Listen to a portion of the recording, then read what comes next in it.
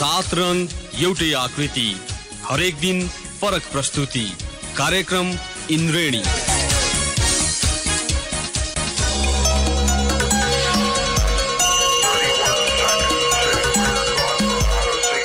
नमस्कार श्रोता, न्युज डेस्कको नियमित प्रस्तुति कार्यक्रम इन्द्रेणीमा यहाँलाई स्वागत छ। आज बिहीबार कार्यक्रममा हामी साताभरका महत्त्वपूर्ण आर्थिक प्रसङ्ग, कृषि सम्बन्धी प्रसङ्ग र नेपाल वायुसेवा निगमको वाइड बडी क्षमताको जहाज खरिद प्रक्रियामा भएको भनिएको भ्रष्टाचार सम्बन्धमा निगमका महाप्रबन्धक सुगत रत्न कंसाकारसँग गरिएको कुराकानी लिएर उपस्थित भएका छौँ। साथमा यो साता बजारमा आएका नयाँ सामग्रीको जानकारी त छँदैछ। कार्यक्रमको सुरुमा यो साताका महत्त्वपूर्ण आर्थिक प्रसङ्ग। बैंकले प्रमुख कार्यकारी अधिकृत नियुक्त गर्नुअघि राष्ट्र बैंकको पूर्व स्वीकृति लिनुपर्ने व्यवस्था गर्न लागि छ। बैंकले मनपरे ढंगले सीईओ नियुक्त गर्न थालेकाले विकृति बढेको निष्कर्षका आधारमा राष्ट्र बैंकले यस्तो तयारी थालेको स्रोतले बताएको छ। सीईओ नियुक्ति सम्बन्धी विषयलाई व्यवस्थित बनाउनका साथै सक्षम र व्यावसायिक उम्मेद्वार छनौट होस् भन्ने उद्देश्यले यस्तो व्यवस्था ल्याउन लागि जनाइएको छ। हाल सीईओ नियुक्त गरेपछि मात्र राष्ट्र बैंकलाई जानकारी दिने र वाणिज्य बैंकको सीईओले राष्ट्र बैंकको गभर्नर समक्ष शपथ लिनुपर्ने व्यवस्था छ। आन्तरिक रूपमा भएको छलफल अनुसार नै निर्णय भए बैंकले सम्भावित सीईओको नाम राष्ट्र बैंक पठाउनु पर्नेछ। यसरी राष्ट्र बैंकले स्वीकृति दिएपछि मात्र बैंक सञ्चालक समितिले सीईओ नियुक्त गर्नुपर्नेछ। हाल भारतमा यही व्यवस्था छ। भारतको जस्तै व्यवस्था नेपालमा पनि गर्न लागि राष्ट्र बैंक स्रोतले बताएको छ। सरकारले सौन्दर्य सामग्रीको मापदण्ड निर्धारण गर्न प्राविधिक समिति गठन गरेको छ। गुणस्तर तथा नापतौलले विभिन्न ब्रान्डका सामग्री परीक्षण गर्दा अत्यधिक रसायन फेला पारेपछि नियन्त्रण गर्न समिति गठन गरेको हो। विभागका महानिर्देशक विश्वबाबु पुडासैनीको संयोजकत्वमा गठित समितिले 3 महिनाभित्र मस्यौदा तयार पार्नेछ। विभागका महानिर्देशक पुडासैनीले भन्नुभयो, स्वदेशी मापदण्ड नभएपछि भारत, अमेरिका र विश्व स्वास्थ्य संगठन WHO को मापदण्डलाई आधार मानेर परीक्षण गरेका हौं। रसायनको मात्रा बढी भेटिए पनि कारबाही प्रक्रिया अघि बढाउन सकेनौं। समितिमा गुणस्तर विभागसँगै अन्य नियामक निकाय, उद्योगीहरूको प्रतिनिधि, विषयगत विज्ञहरू, उपभोक्ता अधिकारकर्मी लगायत 20 जना छन्। समितिलाई 3 महिनाको समय अवधि दिएको छ। विभागका अनुसार पहिलो चरणमा फेसियल क्रिम, लिपस्टिक र कलर क्रिमको मापदण्ड बनाइन्छ। उहाँले भन्नुभयो, उपभोक्ताको स्वास्थ्यलाई असर गर्ने वस्तुलाई पहिलो प्राथमिकतामा राखेका छौं। सोही अनुसार 3 महिनाभित्र मापदण्डको मस्यौदा तयार गरी नेपाल गुणस्तरमा तर्जुमा गर्ने तयारी छ। परिषदबाट अनुमोदन भएपछि नेपाल गुणस्तर निर्धारण हुने महानिर्देशक पुडासैनीले बताउनुभयो।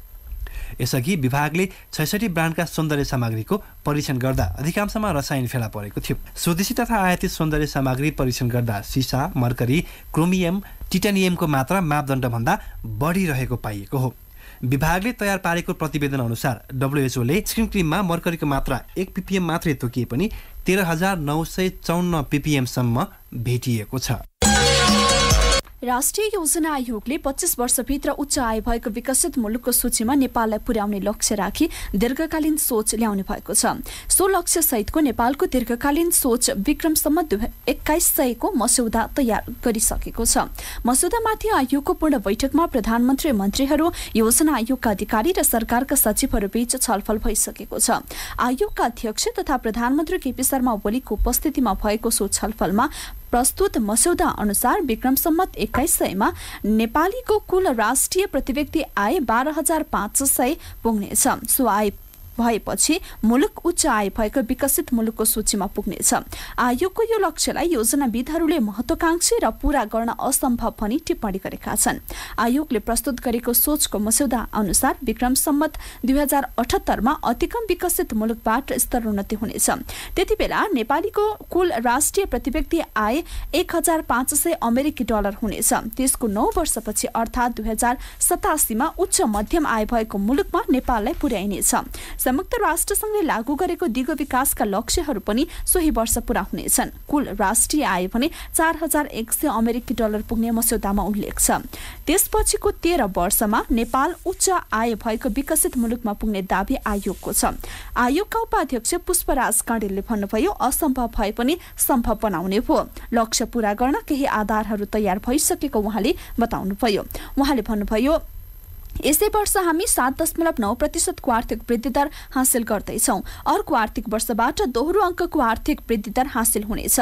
योजना आयोगका पूर्व उपाध्यक्ष स्वर्णिम वाग्लेले आधारहीन महत्वाकांक्षा भएको टिप्पणी गर्नुभयो। उहाँले भन्नुभयो, प्रति व्यक्ति आय $12,000 पुग्नका लागि वास्तविक आर्थिक वृद्धि दर 25 वर्षसम्म निरन्तर 10 र 11% हुनुपर्छ। नेपालको हकमा यो असम्भव हो। शेयर बजार राष्ट्रिय पुँजी निर्माणको आधार भएको अर्थमन्त्री युवराज खतिवड़ाले दोहोर्याउनु भएको छ। लामो समयदेखिको राजनीतिक अस्थिरता समाप्तिसँगै मुलुक आर्थिक समृद्धिको बाटोमा लागेको र त्यसका लागि आवश्यक पुँजीको स्रोत मध्ये शेयर बजार पनि भएकाले सरकारको प्राथमिकतामा राखेको उहाँको भनाइ थियो। संघीय संसदको अर्थ समितिले गत मंगलबार आयोजना गरेको छलफल कार्यक्रममा अर्थमन्त्री खतिवड़ाले यस्तो बताउनु भएको हो। मुलुकमा आर्थिक गतिविधि बढेसँगै ऋणको माग उच्च भएको तर सोही अनुपातमा निक्षेप बढ्न नसकेकाले वित्तीय असन्तुलन देखिएको अर्थमन्त्री खतिवड़ाले बताउनुभयो।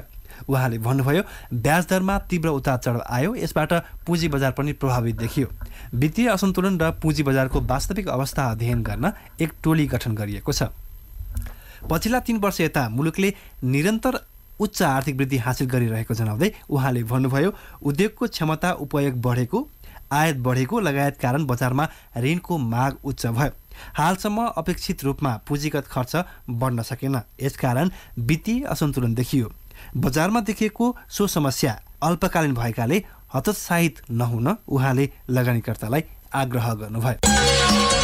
पश्चिम नेपालमा निर्माण हुने भनिएको 900 मेगावाटको माथिल्लो कर्णाली जलविद्युत आयोजनाबाट उत्पादित मध्ये 500 मेगावाट विद्युत किन्ने निर्णय बंगलादेश सरकारले गरिसकेको छ।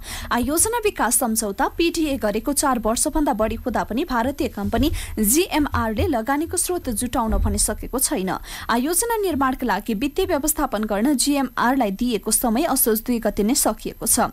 बोर्ड र कम्पनी बीच भएको PDAमा 2 वर्षभित्र वित्तीय व्यवस्थापन गर्न नसके बढी 1 वर्षसम्म मात्रै म्याद थप गर्न सकिने उल्लेख गरिएको छ। 2073 को भूकम्प, नाकाबन्दी, वन प्राप्तिमा लागेको समय जस्ता समस्या देखाएर कम्पनीलाई वित्तीय व्यवस्थापनको म्याद 2 पटक थप गरिसकिएको छ। निर्माणको जिम्मा पाएको भारतीय कम्पनी दोस्रो पटक थपिएको म्यादमा पनि वित्तीय व्यवस्थापन गर्न असफल भएपछि लगानी बोर्ड पनि अनिर्णित बनेको छ। कम्पनीले 900 मेगावाटको आयोजनाका लागि असोज 2 गते भित्र वित्तीय व्यवस्थापन गरिसक्नुपर्ने थियो। 2071 असोज 2 गते बोर्ड र कम्पनी बीच भएको PDAमा 24 महिनाभित्र वित्तीय व्यवस्थापन गरिसक्नुपर्ने उल्लेख थियो। यो अवधिमा वित्तीय व्यवस्थापन हुन नसके बढीमा 1 वर्षका लागि मात्रै म्याद थप्न सकिने व्यवस्था थियो। माथिल्लो कर्णाली आयोजना निर्माणका लागि वित्तीय व्यवस्थापन गर्न GMRको म्याद थप गर्ने विषयमा कुनै छलफल नभएको बोर्ड प्रवक्ता उत्तम भक्त वाग्लेले बताउनुभयो। GMRको वित्तीय व्यवस्थापन गर्न समय सकिएपछि 2 पटक बोर्ड बैठक बसिसकेको छ। GMRले माथिल्लो कर्णालीबाट उत्पादित विद्युत मध्ये 500 मेगावाट बंगलादेश निर्यातका लागि समझदारी गरिसकेको छ। सबै क्षमताका जलविद्युत आयोजनाको अब शेयरमा प्रतिफल 17% भन्दा बढी नहुने भएको छ। नेपाल विद्युत प्राधिकरणको सञ्चालक समितिको बैठकले 1 मेगावाट भन्दा माथिका सबै क्षमताका आयोजनाको शेयर प्रतिफल रिटर्न अफ इक्विटी 17% भन्दा बढी नहुने गरी मात्रै विद्युत खरिद सम्झौता गर्ने निर्णय गरेको हो। यसअघि प्राधिकरणले गर्ने विद्युत खरिद सम्झौतामा पिकिङ अफ रिभर प्रकृतिका सबै क्षमताका आयोजना र रन अफ रिभर प्रकृतिका 100 मेगावाट क्षमताभन्दा बढी क्षमताका आयोजनाका लागि मात्रै यो नियम लागू हुन्थ्यो। प्राधिकरणका कार्यकारी निर्देशक कुलमान घिसिङले भन्नुभयो, अब भने रन अफ रिभरका 1 मेगावाट भन्दा बढी क्षमताका सबै आयोजनामा यो लागू हुन्छ। सञ्चालक समितिको निर्णयमा भनिएको छ, सबै क्षमताका पिकिङ रन अफ रिभर र 100 मेगावाट भन्दा माथिका रन अफ रिभर जलविद्युत आयोजनाहरूका लागि मात्र शेयर प्रतिफल सम्बन्धी व्यवस्था विद्युत खरिद सम्झौतामा उल्लेख भएकामा अब उपरान्त विद्युत खरिद सम्झौता हुने 1 मेगावाट माथिका सबै क्षमताका रन अफ रिभर जलविद्युत आयोजनाको हकमा समेत यो व्यवस्था लागू हुने प्राधिकरणको 2074 वैशाख 14 गते बसेको सञ्चालक समितिको बैठकले विद्युत खरिद दर तय गर्दै 100 मेगावाट भन्दा माथिका रन अफ रिभर आयोजनाका लागि मात्रै शेयर प्रतिफल 17% मा सीमित गर्ने निर्णय गरेको थियो। नेपाल वायु सेवा निगमले 2वटा वाइड बडी विमान किन्दा सार्वजनिक खरिद कानून उल्लङ्घन भएको राय सार्वजनिक खरिद अनुगमन कार्यालयले दिएको छ। संसदको सार्वजनिक लेखा समितिमा बुझाइएको प्रतिवेदनमा खरिद प्रक्रियाका विभिन्न चरणमा कानून उल्लङ्घन भएको उल्लेख छ। वाइडबडी जहाज खरिदबारे छानबिन थालेको समितिको निर्देशनमा कार्यालयले प्रतिवेदन तयार पारेको हो। समितिको बैठकमा हिजो पेश गरिएको प्रतिवेदन अनुसार खरिद प्रक्रियाका हरेक चरणमा कानून मिचिएको छ। प्रतिवेदनमा सार्वजनिक खरिद ऐनको दफा 4 विपरीत कुनै कम्पनीलाई फाइदा हुने गरी खरिदका लागि स्पेसिफिकेसन तयार पारेको उल्लेख छ। प्रतिवेदनमा भनिएको छ माल सामान खरिद गर्नु अघि त्यस सम्बन्धी स्पेसिफिकेसन, योजना र अन्य विवरण तयार गर्नुपर्छ। यस्तो विवरण वस्तुगत र गुणस्तर जन्य विशेषता र कामका आधारमा तयार गर्नुपर्छ। अर्को कुनै उपाय नभएको अवस्थामा बाहेक कुनै खास ब्रान्ड, ट्रेडमार्क वा उत्पादकको नाम उल्लेख गर्न सकिने छैन। लागत अनुमान तयारी र स्वीकृति समेत कानून सम्मत नभएको ठहर गरिएको छ। निगमले केही वर्ष अघि 2 वटा न्यारोबडी विमान एयरबससँग खरिद गरेको थियो। त्यसै क्रममा पत्रचार र सूचना आदान प्रदान हुँदा एयरबसले वाइडबडी विमानको प्रस्ताव समेत पठाएको थियो। त्यति बेलाको दरवेटलाई आधार मानि निगमले वाइडबडी खरिदका लागि प्रति विमान 11,81,63,733 अमेरिकी डलर लागत अनुमान गरेको थियो। सार्वजनिक खरिद अनुगमन कार्यालयका एक प्राविधिक भन्छन् अन्तर्राष्ट्रिय बजारमा सामानको मूल्य विविध कारणले केही महिनामा हेरफेर हुन सक्छ। प्रतिस्पर्धा, माग र आपूर्ति अवस्था विचार नगरी 8 वर्षअघि पठाएको मूल्य सूचीका आधारमा मूल्य समायोजनका नाममा लागत अनुमान तयार गर्नु गलत हो। प्रतिवेदनमा समेत एयरबसको वर्तमान मूल्यबारे उल्लेख नगरी लागत अनुमान तयार गर्नु त्रुटिपूर्ण भएको ठहर प्रतिवेदनमा गरिएको छ। सङ्खुवा सभा स्थित अरुण तेस्रो जलविद्युत आयोजनाको सुरुङ मार्गको काम धमाधम भइरहेको छ। भारतीय सतजल कम्पनीका अनुसार ड्याम साइडबाट विद्युत गृहसम्म पुग्ने सुरुङको काम भइरहेको हो। 5 वर्षमा जलविद्युत उत्पादन सुरु गर्ने लक्ष्य राखिएको अरुण तेस्रोले हालसम्म 196 मिटर सुरुङ बनाइसकेको छ। सुरुङ 11.74 किलोमिटर निर्माण गर्नुपर्नेछ। कम्पनीका सिइओ सतीश कुमार शर्माले अब 4 स्थानबाट सुरुङ निर्माणको काम अघि बढाउने बताउनुभयो। छ्याङकुटीबाट पावर हाउससम्म महिना अघि कच्ची सडक पुगिसकेको छ। अब कृषि सम्बन्धी प्रसङ्ग। सिन्धुपाल्चोकमा भूकम्प गएको 44 महिनापछि बल्ल मेलम्ची क्षेत्रको दुग्ध व्यवसायले गति लिन थालेको छ। भूकम्पले गर्दा ह्वात्तै घटेका नगरको गाउँ बजार क्षेत्रमा पशुपालक कृषक बिस्तारै फर्किएपछि दुग्ध व्यवसाय पनि उठ्न थालेको हो।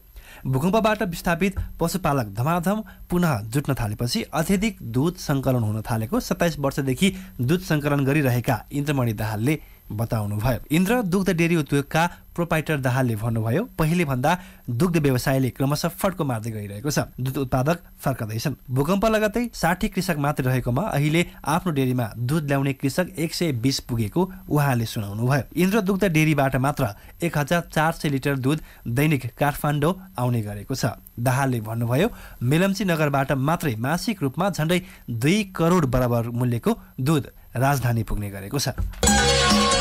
नेपाली जुट उद्योगले चालु आर्थिक वर्षको 4 महिनामा 1.5 अर्ब भन्दा बढी मूल्यका जुटका सामग्री निकासी गरेको छ। भारत र बंगलादेशबाट कच्चा जुट आयात गरेर उत्पादनको करिब 95% मूल्य निकासी गर्दै आएका विराटनगरका जुट उद्योगले 4 महिनामा 1 अर्ब 66 करोड 49 लाख मूल्य बराबरका जुटका सामग्री निकासी गरेको उत्पत्तिको प्रमाण जारी गर्ने मोरङ व्यापार संघ र उद्योग संगठनको तथ्याङ्क छ। जुट उद्योग संघका अध्यक्ष राजकुमार गोल्छाले भन्नुभयो जुट उद्योगले वार्षिक 5 अर्ब मूल्य बराबरका जुट सामग्री निकासी गर्दै आएको छ। भारतले लगाएको एन्टी डम्पिङ शुल्कका कारण निकासीमा समस्या छ। उद्योगले निकासीमा सहुलियत पाउने र भारतले एन्टी डम्पिङ शुल्क हटाउने हो भने निकासी अझै बढ्ने उहाँले बताउनुभयो। मुलुकमा स्थापना भएको 11 वटा जुट उद्योग मध्ये हाल 6 वटा मात्र सञ्चालनमा छन्।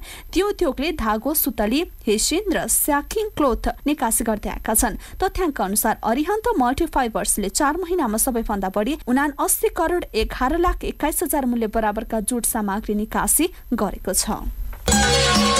नेपाली चियाले भारतमा आफ्नो बजार विस्तार गर्दै लगेपछि दार्जिलिङका उत्पादकहरूले नेपाली चिया आयातमा रोक लगाउन माग गरेका छन्। उनीहरूले भारतीयको तुलनामा नेपालको सस्तो भएको गुणस्तरमा सम्झौता गरिएको दाबी गर्दै भारतको खाद्य सुरक्षा तथा गुणस्तर प्राधिकरण FSSAI-लाई नेपाली चिया आयातमा रोक लगाउन माग गरेको भारतीय सञ्चार माध्यमहरूले जनाएका छन्। भारतीय चिया उत्पादकहरूले नेपाली चियाको गुणस्तर नभएको र त्यसले भारतीय उपभोक्ताको स्वास्थ्य जोखिममा परेको समेत तर्क गरेका छन्। उनीहरूले माग अनुरूप FSSAI ले भारतीय भन्सार कार्यालयहरूलाई नेपालबाट आयात हुने चियाले तोकिएको गुणस्तर मापदण्ड पूरा गरेको वा नगरेको सूक्ष्म निगरानी गर्न समेत निर्देशन दिएको भारतीय सञ्चार माध्यमहरूले उल्लेख गरेका छन्। दार्जिलिङ चिया सङ्घका अध्यक्ष विनोद मोहनलाई उद्धृत गर्दै भारतीय अङ्ग्रेजी दैनिक इकोनोमिक्स टाइम्सले भनेको छ, भारतभरि नै सस्तो नेपाली चियाले दार्जिलिङको चियालाई विस्थापित गर्दै लगेको छ। यसले वर्षौं लगाएर देशभित्र चियाको बजार निर्माण गरेका दार्जिलिङका उत्पादकहरूलाई हतोत्साहित पारेको छ। भारतको कोलकाता स्थित केन्द्रीय प्रयोगशालाबाट परीक्षण भएको नेपाली चियाको गुणस्तरमाथि प्रश्न उठाउनु गलत भएको नेपाली चिया उत्पादकहरू बताउँछन्। रुकुम पश्चिमको 8 पेसकोट नगरपालिका 10 का प्रेमबहादुर शाहले 5 क्विन्टल टिमुर बिक्री गरे। जंगलमा खेर गइरहेको टिमुर टिपेर उनले 2 दिनमा 12,500 रुपैयाँ आमदानी गरे। सोही नगरपालिका 8 का वीरबहादुर अछामीले पनि 2 दिनमै 10,000 आमदानी गरे। उनले घर नजिकैको जंगलबाट 4 क्विन्टल टिमुर टिपेर बेचे। शाह र अछामी मात्र होइन, त्यस क्षेत्रका साथै डोल्पा, जाजरकोट, रुकुम पूर्व र रोल्पामा समेत 500 बढी स्थानीयले टिमुर टिपेर आमदानी गरेका छन्। शाहले भन्नुभयो, घर वरिपरिको जंगलमा रहेको टिमुर बिक्यो, हामीले आमदानी र काम दुवै पाएका छौं। यतिखेर पाकेर खेर जाने र जंगली जनावरले खाने टिमुर बिक्री होला भन्ने आफूले कहिले नसोचेको वीरबहादुरले बताउनुभयो। 8 पेसकोट नगरपालिकाले स्थानीयसँग मिलेर कोट किङ डेस्टिलरी उद्योग स्थापना गरेपछि त्यसको मूल्य कच्चा पदार्थका रूपमा उद्योगले टिमुर खरिद गरेको छ। अहिलेसम्म उद्योगले 26 लाख रुपैयाँको टिमुर खरिद गरिसकेको छ। उद्योग सञ्चालक समिति अध्यक्ष दलबहादुर शाहले स्थानीयले टिपेकै ठाउँबाट टिमुर खरिद गरेको बताउनुभयो। सुरुमा प्रति किलो 15 रुपैयाँमा खरिद गरिएको टिमुर अहिले प्रति किलो 30 रुपैयाँ पुगेको छ। जंगलमा पाइने टिमुरबाट अर्गानिक वाइन उत्पादन गर्न लागेको अध्यक्ष शाहले बताउनुभयो। साताका महत्त्वपूर्ण आर्थिक र कृषि सम्बन्धी प्रसङ्गपछि कार्यक्रममा अब पालो भएको छ ब्रेकको। ब्रेकपछि हामी नेपाल वायुसेवा निगमको वाइड बडी क्षमताको जहाज खरिद प्रक्रियामा भएको भनिएको भ्रष्टाचार सम्बन्धमा निगमका महाप्रबन्धक सुगत रत्न कंसाकारसँग गरिएको कुराकानी र बजारमा आएका नयाँ सामग्रीबारे जानकारी लिएर आउनेछौँ। कार्यक्रम सुन्दै गर्नुहोला। 7 रङ एउटै आकृति, हरेक दिन फरक प्रस्तुति। कार्यक्रम इन्द्रेणी। ब्रेकपछि कार्यक्रममा यहाँलाई पुनः स्वागत छ। आज हामीले आर्थिक गतिविधि समावेश भएको कार्यक्रम इन्द्रेणी प्रस्तुत गरिरहेका छौँ। नेपाल वायुसेवा निगमले अन्तर्राष्ट्रिय उडानका लागि वाइड बडी क्षमताका 2वटा जहाज किन्ने क्रममा ठूलो आर्थिक अनियमितता भएको भन्दै संसदीय समितिहरूले अध्ययन अनुसन्धान सुरु गरेका छन्। 24 अर्ब रुपैयाँमा जहाज किन्दा 6.5 अर्ब रुपैयाँ भन्दा बढी अनियमितता भएको भन्दै निगमका महाप्रबन्धक कंसाकार सहित अन्य कर्मचारी मुछिएका छन्। राष्ट्रिय ध्वजावाहक कम्पनी एकपछि अर्को काण्डमा मोचिँदा धराशायी बन्ने क्रममा छ। वाइड बडी खरिदमा 6.5 अर्ब रुपैयाँ अनियमितता भएको संसदको सार्वजनिक लेखा समिति र अन्तर्राष्ट्रिय सम्बन्ध समितिले आरोप लगाइरहेका छन् र अनुसन्धान समेत सुरु गरेका छन्। वाइड बडी जहाज खरिद प्रक्रिया र 6.5 अर्बको अनियमितता सम्बन्धमा हामीले निगमका महाप्रबन्धक सुगत रत्न कंसाकारलाई सोधेका छौँ। यो 6.5 अर्बको कुरा जुन छ नि, त्यो अब हाम्रो हिसाबले त यति चाहिँ नमिल्ने र यति चाहिँ अब हाँसो उठ्ने कुरा छ कि होइन। यो ग्लोबल टेन्डर भने संसारभरिको 210 राष्ट्रको चाहिँ लाखौं कम्पनीले चाहिँ टेन्डर हाल्न पाउने गरी टेन्डर गरियो। त्यसमा 11वटा कम्पनीले भाग लियो। त्यसपछि सबभन्दा सस्तो सामान सबभन्दा राम्रो लियो। अब त्यहाँ त्यो 24 अर्ब जतिमा लिया हो। अब कसैले आएर होइन यो 24 अर्बमा त कहाँ हो र यो 18 अर्बमा पनि पाउँछ भनेपछि अब त्यो अलिकति केटाकेटी कुरा हो त्यो। अब 18 अर्बमा पाउने छ भने कोही एउटा चाहिँ कम्पनीले हाले त भइहाल्छ। 45 दिनको सूचना दिएको थियो होइन। हाम्रो अब खरिद ऐनले पनि 45 दिन भन्दा बढी दिन मिल्दैन 2 या 3वटा टिमले भाग लिइसकेपछि। अब अहिले पनि आज पनि आएर अहिले कसैले पनि यो कम्पनी छ यो मुलुकमा यो कम्पनी छ जसले चाहिँ 18 अर्बमा चाहिँ यो दिन सक्छ, यो 6 अर्ब खाएकै हो भनेर कोही अघि चाहिँ आएछ नि, खाली हावादारी हल्ला चलाइदियो। तपाईँ जति आत्मविश्वास हुनुहुन्छ नि, तपाईँले भनिरहेका कुराहरूमा ती सार्वजनिक लेखा समिति भयो, अर्को अन्तर्राष्ट्रिय सम्बन्ध समितिले किन विश्वास गर्न सकिरहेका छैनन्? ती समितिहरूले महालेखा परीक्षकको कार्यालयले पनि तपाईँहरू विरुद्ध औँला तेर्साइरहेको छ। यो दुईटै समितिमा जाँदाखेरि होइन हामीले चाहिँ सबै कुरा आफ्नै राखेँ अनि उहाँहरूको चाहिँ अब प्रश्न आयो मान्यजीहरूको होइन। आइसकेपछि हामीले जवाफ दिँदाखेरि हाम्रो चाहिँ हामीले हिसाबले हाम्रो चित्त बुझ्दो जवाफ नै दिया हो। तै पनि अब त्यहाँ चाहिँ दुवै समितिले चाहिँ लिखितमै जवाफ के अरे क्वेसन सोध्छु भनेपछि लिखित जवाफ चाहिँ आएको चाहिँ मैले थाहा भएन होइन लिखित चाहिँ प्रश्न आएपछि हामी लिखितमा पनि हामी जवाफ दिन्छौँ अनि यो महालेखाको प्रतिवेदनमा पनि एउटा चाहिँ अलिकति यहाँ मान्छेमा भ्रम के परिदियो भने महालेखाले पनि उसको जुन चाहिँ कमेन्ट छ नि त्यसमा कतै पनि खरिद ऐनको चाहिँ उल्लेख पनि गरेको छैन। महालेखा परीक्षक टंकामणि शर्मा तपाईहरुसँगै बसेर उहाँले खुला रूपमा भन्नुभएको छ यो खरिद प्रक्रिया पारदर्शी छैन भनेर। अब उहाँले उहाँको आफ्नो राय भयो त त्यो हैन उहाँको राय त सबैले दिनु पर्छ। सरकारको एउटा संवेदनशील निकायमा बसेर तपाईहरुको चाहिँ खर्चको पारदर्शिता हेर्ने निकायले भनेको कुरालाई कसरी विश्वास नगर्ने हामीले? होइन त्यो रिपोर्टमा चाहिँ पारदर्शी भन्ने शब्द मैले त कहीँ देखाएको छैन। उहाँले समितिमै भन्नुभएको छ यो पारदर्शी छैन। उहाँले अब भर्बली भने अर्कै कुरो पारदर्शी भने मैले त्यसैले नै यो बनाएँ कि पारदर्शी भने चाहिँ के चिज हो भनेर सार्वजनिक खरिद ऐनसान एउटा टेन्डर गरिसकेपछि 210 राष्ट्रको जसले पनि हाल्न पाउने टेन्डर गरिसकेपछि त्यो टेन्डर गएर चाहिँ आएको चाहिँ 11वटा प्रस्तावलाई चाहिँ हाम्रो 11 जवानको हाम्रो चाहिँ मूल्याङ्कन समिति जसमा 2 जना चार्टर्ड एकाउन्टेन्ट 4 जना इन्जिनियर 2 जना पाइलट एमबीए सबै भएको 11 जवानले गोप्य रूपमा एउटा कोठामा बसेर होइन कसैलाई चाहिँ मतलब मैले भनेको थिएँ त्यो बेला मलाई समेत पनि म पनि त्यहाँ कोठामा बस्दैन भनेर त्यो किसिमबाट गरिसकेपछि प्रतिवेदन आयो। अब त्यो मूल्याङ्कन प्रतिवेदन हामीले चाहिँ त त्यही भनिरहेको छु मैले अब कहाँ त्यो पारदर्शी भनेर कहाँ सडकमा बाँधिने कुरा आयो नि। यो संसदीय समितिले यो आरोप पुष्टि भयो भने तपाईँ फेरि पनि जेल जान तयार हुनुहुन्छ? पुष्टि हुने असम्भवै छ त। भयो भने त अब चाहिँ हेर्नुहोस् अब यसमा 18 जवान चाहिँ हाम्रो इन्भल्भ छ होइन त्यो 18 जवानको सही छ त्यसमा होइन त्यो जेल जानेको कुरा त अहिलेसम्म चाहिँ हामीले कल्पना पनि गरेका छैनौँ किनभने यति राम्रोसँग भएको यो टेन्डर हो कि सायद चाहिँ यति राम्रोसँग टेन्डर यति छिटोमा गरेको चाहिँ यहाँ 26वटा मन्त्रालय अरू विभागमा छैन होला। नेपाल वायुसेवा निगममा तपाईँकोसँग जोडिएको इतिहास त्यति राम्रो पनि छैन। अघिल्लो कार्यकालमा पनि तपाईँ निगममा भ्रष्टाचारको आरोपमा जेल परिसक्नु भएको छ। 2068 असार 15मा तपाईँ कार्यकारी निर्देशक हुँदा चाहिँ निगम कमजोर बनाएको आरोपमा मन्त्री परिषदले नै तपाईँलाई अवकाश दिएको थियो। त्यो त अब हेर्नुहोस् अब बारम्बार तपाईँ भएको बेलामा किन यति धेरै हजुरको आरोप अथवा जेसकै आरोप होस् न छिनोफानो गर्ने निकाय त चाहिँ अब सर्वोच्च अदालत हो होइन सर्वोच्चले चाहिँ क्लिन चिट दिएर यो किसिमले मलाई चाहिँ तारिफै गराएको छ त। तपाईँ बारम्बार त्यहाँ हुँदाखेरि किन यति धेरै विवाद हुन्छ त्यो निगममा? यो अब यसको चाहिँ तपाईँको चाहिँ लेखाजोखा गर्दाखेरि अब यसको चाहिँ राम्रोसँग अध्ययन गर्दाखेरि यो मुलुक विकास नभएकै हो होइन त्यसमा चाहिँ अब चाहिँ तपाईँको अहिले चाहिँ 7 वर्षको मेलाम्पी 27 वर्ष लाग्यो त्यसमा विवाद नहुने होइन अहिले तपाईँको नेपाल टेलिकमको अब मेरो त पुरानो संस्थालाई अलिअलि थाहा छ त्यहाँ चाहिँ 17 महिना भइसक्यो त्यहाँको 4G को टेन्डर निर्णय गर्न नसक्या हामी चाहिँ 45 दिनमा टेन्डर गरेर 5 हप्तामा इभ्यालुएसन सकेर यति छिटो भनेपछि हामीले त पेट गरेर त पुरस्कार यो सबै प्रक्रिया मिलाएर घुमाउरो पारामा तपाईहरुले चाहिँ त रोए झै गर बकुटे झै गर्छु भने चाहिँ यो प्रक्रिया सुरु गर्नुभयो सबैतिर मिलाउनु भएको छ भन्ने सुन्नमा आछ। अब त्यो चाहिँ वायात कुरा हो त हामीसँग त यहाँ त डकुमेन्टले प्रुफ गरेर त्यसै हाउको भरमा भनेर कहाँ हुन्छ र यहाँ मसँग यहाँ अगाडि डकुमेन्ट छ यहाँ महालेखाले के कमेन्ट गरे हो हैन अब हिजो अस्नै एउटा पत्रिकामा आयो हामीले टेन्डरै नगराइरहेछ भनेर अचम्मको कुरो अब त्यसमा चाहिँ मेरो अनुवाद गर्न चाहिँ अलि नजाने हो कि के हो थाहा भएन। अन्तर्राष्ट्रिय नागरिक उड्डयन संगठन आइकाओले हटाए पनि युरोपेली युनियनले नेपालको वायुसेवालाई चाहिँ कालो सूचीबाट हटाइसकेको छैन। नेपालको पूर्वाधारको अवस्था अहिलेको हेर्ने हो भने अन्तर्राष्ट्रिय विमानस्थलको त्यो हालत छ सिधै विमानस्थल कहिले पनि टुङ्गो छैन। तपाईहरु आफैसँग रकम नहुँदा 24 अर्ब रुपैयाँ ऋणमा त्यत्रो लगानी गरेर विमान खरिद गर्ने अहिले हतार किन थियो? ए हेर्नुस् अब यो चाहिँ त अचम्मको कुरा भयो विकास गर्नलाई किन हतार भने जस्तो भयो हैन अब 20 अर्बको हामीले जस्तै त्यति नै ब्याज हैन विकास गर्नलाई पहिलो सिडी पहिलो खुड्किलो चढ्ने हो कि एकैचोटी जम गरेर माथि पुग्ने हो? होइन अब मैले भन्नु गएको के भने हामी जस्तै ब्याज तिरेर 20 अर्ब ऋण लिएर अप्पर टार्म कोसी चाहिँ अहिले चलिरहेछ हैन त्यो पनि विकास काम हो। अब हामीसँग चाहिँ 20-24 अर्ब पैसा हुन त कुरै आएन। हैन त्यसको सान्दर्भिकता र औचित्य पुष्टि गर्न त सक्नुपर्छ होला। औचित्य 100% पुष्टि हुन्छ। हेर्नुस् तपाईँ कुनै एउटा चाहिँ व्यापार चाहिँ गर्नुभयो एउटा चाहिँ इन्डस्ट्री खोल्नुभयो आजको भोलि 2-3 महिनामा दनादन चाहिँ तपाईँ चाहिँ ब्याज तिर्न सक्ने स्थिति आउने तपाईँ होटल खोल्नुहोस् हैन त्यो हुनै सक्दैन। उदाहरणको लागि 5 वर्ष पहिले यो सानो ठुलो वाइटबोर्ड खोला छोड्नुहोस् सानो ढिटा किन्दाखेरि म 3.5 वर्ष पहिले त्यहाँ जाँदाखेरि दिनको 2-3 घण्टा चलिरहेको थियो त्यहाँ हवाईजहाज पछि चाहिँ बिस्तारै चाहिँ 12-13 घण्टा कि एकचोटि 19 घण्टा पुगेको थियो। हाम्रो क्याप्टेन साहबहरू चाहिँ यो त गिनिज बुकमा रहन्छ भन्न आएको थियो होइन त्यो त चल्यो त।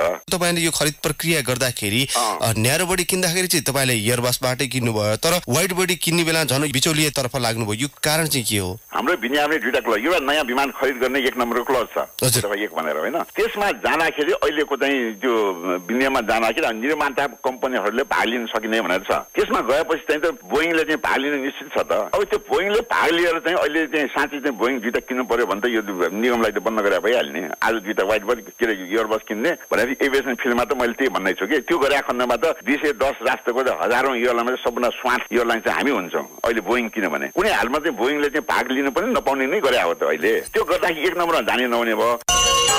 नेपाल वायुसेवा निगमको वाइड बडी क्षमताको जहाज खरिद प्रक्रियामा भएको भनिएको भ्रष्टाचार सम्बन्धमा निगमका महाप्रबन्धक सुगत रत्न कंसाकारसँग गरिएको कुराकानीपछि अब हामी कार्यक्रमको अन्त्यतर्फ आइसकेका छौँ। जाँदा जाँदै बजारमा आएका नयाँ सामग्रीबारे जानकारी। हुन्डाईले एसयुभी टुसन 2019 भित्राएको छ। विक्रेता लक्ष्मी इन्टरकन्टिनेन्टलका अनुसार टुसन गाडीमा नयाँ डिजाइनको लेड ल्याम्प, रेडिएटर ग्रिल, पाङ्ग्राको बनोट, पछाडिको बत्ती र बम्परको सम्मिश्रण भएको छ। यसमा आन्तरिक स्पेस अत्याधिक हुनुका साथै चालक सहचालकको 8 भिन्न तहको सिट समायोजन सुविधा, अगाडिको सिट तताउन मिल्ने विशेषता सहितको सम्पूर्ण छालाको सिट कन्ट्रोल, तार रहित स्मार्टफोन चार्जिङ सुविधा, पछाडिको सिट ढल्काउन मिल्ने तथा ड्राइभ मोडको विकल्प पनि रहेको जारी विज्ञप्तिमा छ। नबिल बैंकले union pay international quick response QR code प्रणाली सुरु गरेको छ। युनियन पे इन्टरनेसनल र रोजगारी सर्भिसेससँगको समन्वय तथा सहकार्यमा union pay international QR code payment service सुरु गरेको जारी विज्ञप्तिमा छ। क्युआर कोड एक प्रकारको म्याट्रिक्स बारकोड वा 2 वा आयामी बारकोड हो। एनआइसी एसिया बैंकले आइएमई लाइफ इन्सुरेन्ससँग बीमा सम्बन्धी सम्झौता गरेको छ। सम्झौता अनुसार अब यस बैंकका ग्राहकले मुलुकभर फैलिएका 270 वटा शाखाबाट सहज रूपमा आइएमई लाइफ इन्सुरेन्सको जीवन बीमा पोलिसीहरू खरिद गर्न सक्ने विज्ञप्तिमा छ। यसैबीच सिभिल बैंकले जीवन बीमा सेवालाई विस्तार गर्ने उद्देश्यले सूर्य लाइफ इन्सुरेन्ससँग सम्झौता गरेको छ। सो सम्झौता पत्रमा सिभिल बैंकका तर्फबाट प्रमुख कार्यकारी अधिकृत गोविन्द गुरुङ र सूर्य लाइफका तर्फबाट प्रमुख कार्यकारी अधिकृत शिवनाथ पाण्डेले हस्ताक्षर गरेको विज्ञप्तिमा उल्लेख छ। ज्योति विकास बैंकले तनहुको आबुखरेनीमा नयाँ शाखा सञ्चालनमा ल्याएको छ।